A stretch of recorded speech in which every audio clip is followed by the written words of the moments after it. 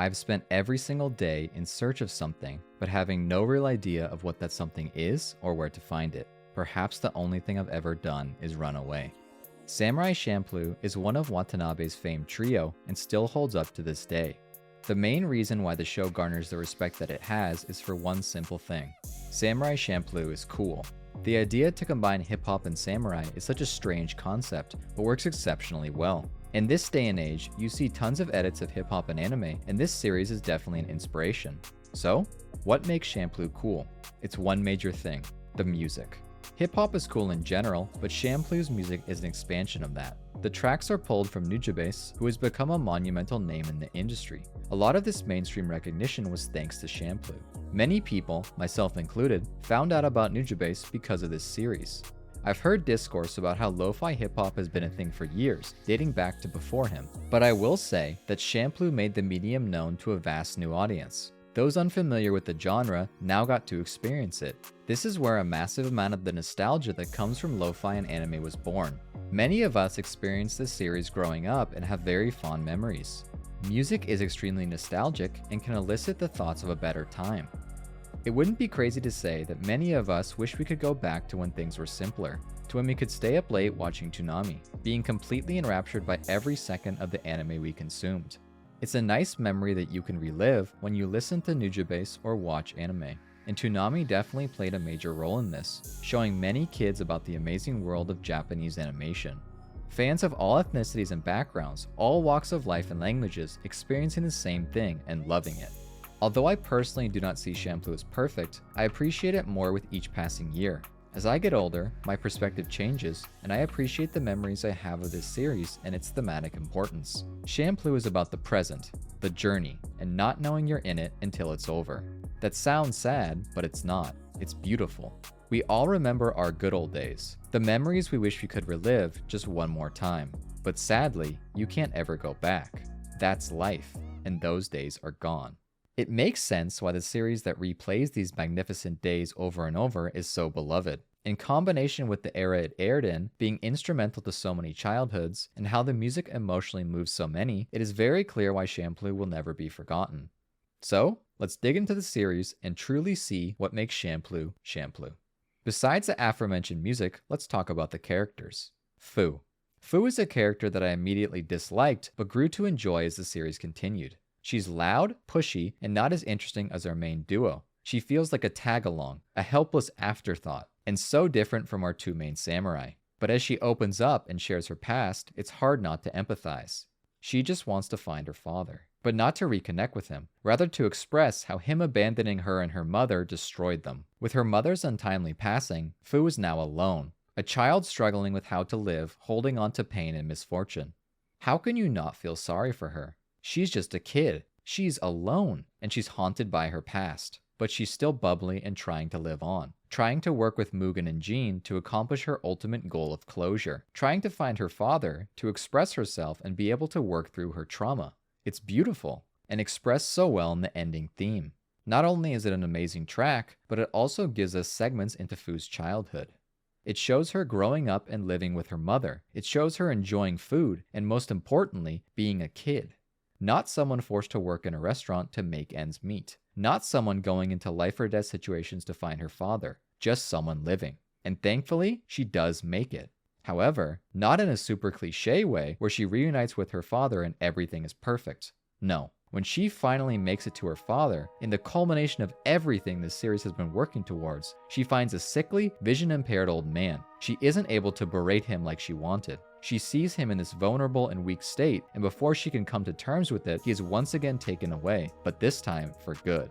Fu is forced to watch helplessly as her father is executed. With her feelings toward him still stuck as a swirling spiral of uncertainty, she doesn't achieve the closure she had begun her journey to find.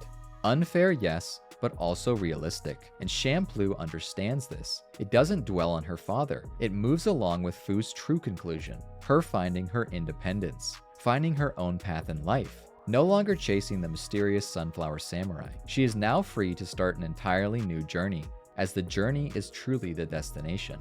Speaking of the sunflower samurai, aka Fu's father, why did they choose the scent of sunflowers to represent him?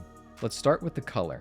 The yellow color of sunflowers is bright and eye-popping. When things are devoid of color, it is representative of sadness. As sunflowers are the complete opposite, with their eye-catching vibrant yellow, they represent joy and energy. It's easy to see that Fu's father was the light of her life, and that when he left, she began to see things as gray, compared to the once lively amber. Summer is the next important component of the sunflower symbolism. When are sunflowers grown? The summer. I often discuss how nostalgic summer is. Think about all the amazing summer vacations you had growing up. These memories of the good old days cause the current days to lose their luster. Fu's memories of her childhood are much happier than where we meet her in episode 1.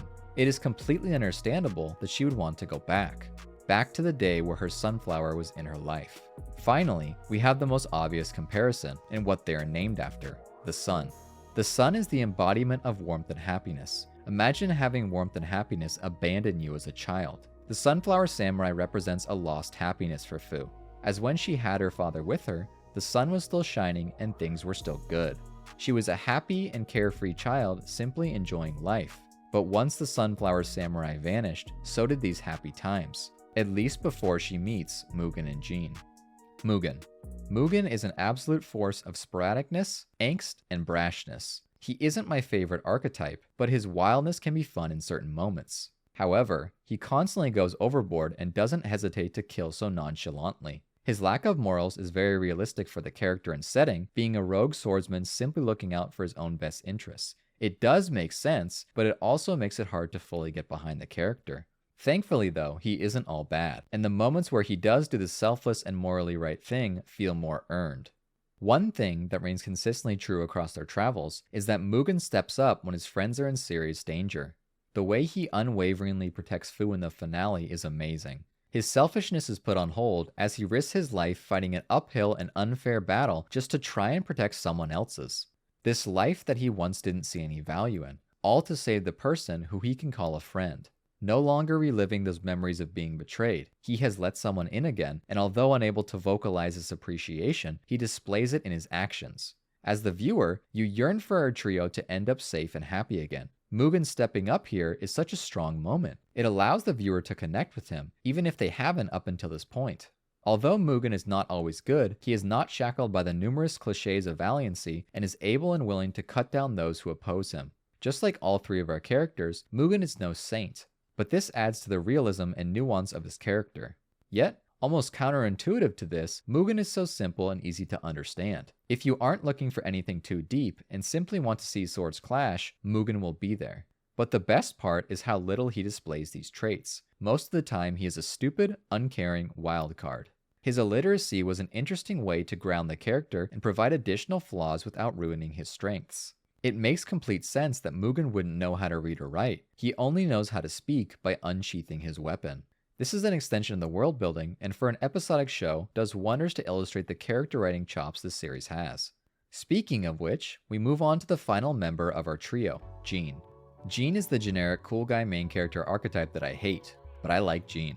Champloo did a wonderful job characterizing him to be honor-focused and quirky. This is a great contrast to Mugen's wildness and allows Jean to have the titular samurai battles with integrity and respect. It does so while also providing enough moments outside of combat to highlight Jean's shortcomings. While talented with a sword, Jean struggles to eloquently express himself. He is reserved and strange, which allows the character to feel more believable. Similar to Mugen, he best expresses himself with a sword.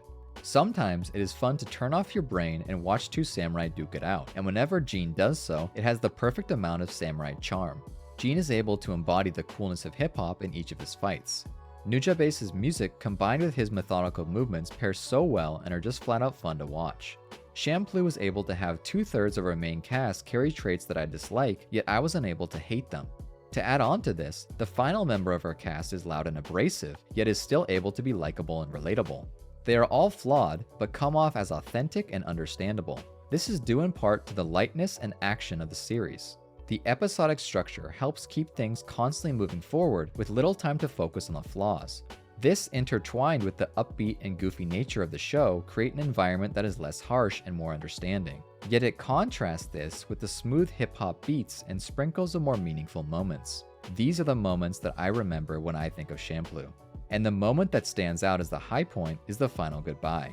I really wanted to define why the ending of Champloo meant so much to me. There's something so beautiful about the fact that every character here started off disliking their companions, yet ended up growing to love and care for each other. And it all started from the lie of a coin flip. It's so realistic of life, where you get put into situations you don't always plan for or simply don't want, but you still find ways to be happy and achieve your goals.